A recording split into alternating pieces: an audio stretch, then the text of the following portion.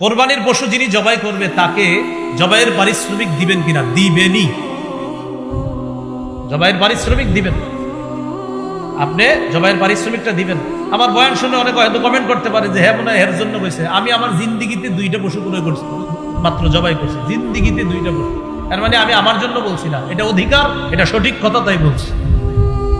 কোরবানির পশু যিনি জবাই করবে তাকে পারিশ্রমিক দিবেন, এটা হাতের কষ্ট, এটা জবাই করা অনেক কষ্টের ব্যাপার। এই জন্য যারা জবাই করবে তাদেরকে দিবেন।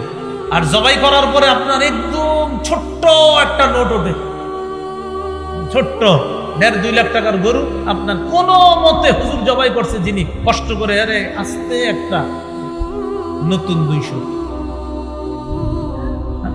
এটা তো আপনার শরম করা উচিত ভাই, সত্যি বলছি। হ্যাঁ, আপনার শরম লজ্জা থাকা উচিত, এটা শরম লজ্জা থাকা উচিত।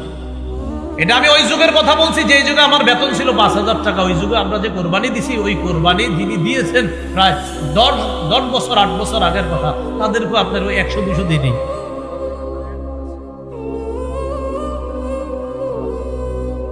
সেটা আমি জানি না। আচ্ছা, যাই হোক, আপনারা এই জায়গায় একটু মহাব্বতের ইয়া রাখেন। এই জন্য এরকম 100-200 পরে কারে